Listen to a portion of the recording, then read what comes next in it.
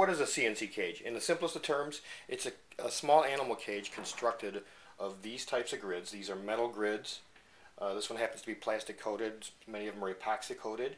It's 14-inch on a side, and there's 9 holes across either way. So hole spacing is about roughly 1.5 inches for these holes. So the walls are constructed of this, and then there's also a bin or a litter pan constructed of a material, PVC material called Coroplast. It's called Coroplast because of the structure of the material. And CNC cages most always come to you in kit form, so some assembly is required. The term CNC stands for cubes and Coroplast. Now the cubes portion really refers to these grids that we talked about earlier. Now I know grid doesn't start with a C. The reason they're called cubes is because these grids were originally designed to make these storage cubes, or little cubbies, or they're actually modular cubicles. You've seen them maybe in boutique in displays, or they also sell them for home use, and you could just keep adding cubes on, and it's a modular concept, and you can just make a cube shelving with these things. So that's what the C is, stands for these. Now I mentioned earlier that these were 9 across. There's 9 squares across this way. Now that's very important because Target department store used to sell shelving based on that 9 across. They've since cost reduced it, and they're present. If you go in and buy storage cubes from them, a kit comes with 2 types of grids. Some of the grids are 5x5. Now that's obviously too big. The spacing is too big to hold a guinea pig, so that's pretty much useless for our purposes. And then some of them, it comes with 2 different kinds, are 8 across. Now when you look at that, 8 doesn't look that much different than what I talked about earlier, 9 across. But since Target department store did that, we've gotten emails from some pig rescue organizations that have told us not to make sure that we're not using those 8x8 because those are strangulation dangers. They've had some problems with strangulation and choking using these larger grid spacing. So be careful that if you build your own CNC cage that you get the 9x9, not the 8x8. These are both 14 inches on the side, by the way. Both 14 inches. But it's very important that you get the 1.5-inch spacing. Now the second C stands for Coroplast. Coroplast is a brand name, contraction for corrugated plastic, and it comes in these large sheets. Has some very some good properties. It's easy to work. It folds flat, and it's very lightweight for shipping, which is an advantage to you because most of these are sent to you through are shipped to you and lowers your shipping costs. In addition, this stuff is fluted or corrugated. Cut a very small thin sample here for you to show you. You can see it's got holes or columns all the way through it. So when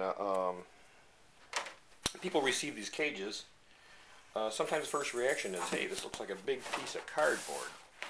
Now Coroplast does in fact resemble cardboard, but only because of the structure, not because of the material that it's made from. You can see this is made out of PVC, 100% plastic, polyvinyl chloride, same stuff they make PVC tubing out of, or PVC pipe. It has none of the properties of cardboard. Completely different feel and look. Cardboard, as you can see, structurally it's very similar because it's fluted and corrugated, but the actual surface is different. This is not waterproof. It's a lot weaker. This is made from paper. Now the fact that Coroplast looks like cardboard structurally is actually a very good thing. Cardboard's one of those items that we take for granted. We see it every day, but it's actually a very innovative and ingenious material. We can take a refrigerator, set it on a big sheet of brown paper, and try and pick that up, and it'll rip right through the paper, because paper just isn't strong enough. But now if we take that same brown paper and form it into cardboard by corrugating it or forming little columns inside, it becomes very strong. We can now take that box and pick it up, and the refrigerator won't fall through the bottom or the washer.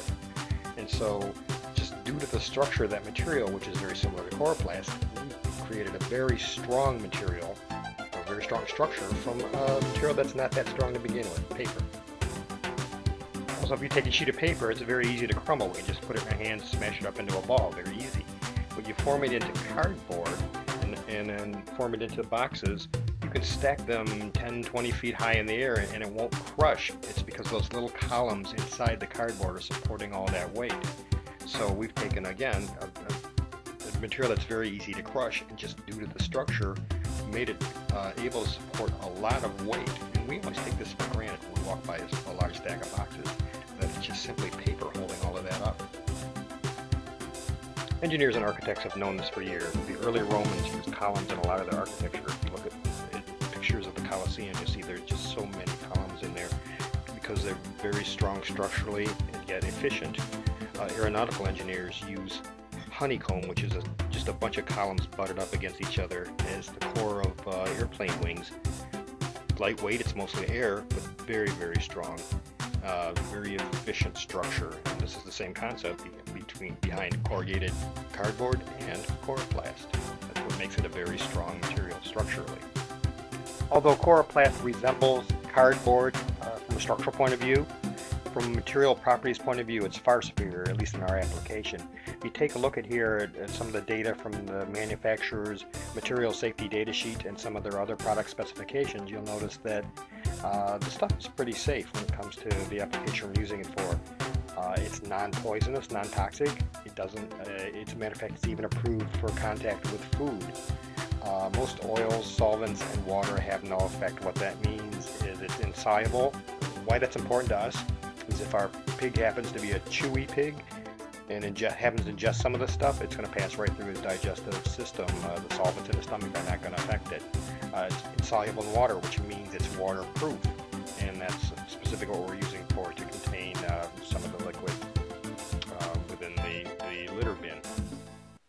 Now I've just explained to you how structurally sound Coroplast is. And that's because in the past people have had concern about this. They wanted to be sure that it would be a strong enough material. Okay. The next thing I'm going to tell you is it doesn't really need to be all that strong. As you look at the structure of this cage, this is a typical CNC cage, you'll notice that all the loads, all the weight are being borne by the metal grids. The Coroplast bin just sits in there, and its job is really just to contain the litter and the hay and any, I'll call them digestive byproducts your pigs might produce.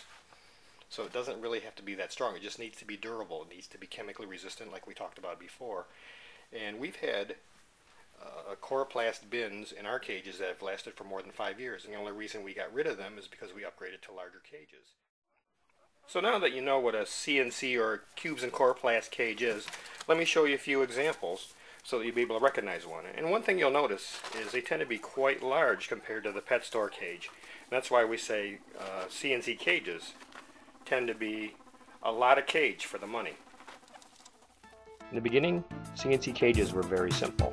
They were pretty much just a Coroplast bin to contain litter, surrounded by a grid fence, kind of like a little pig corral.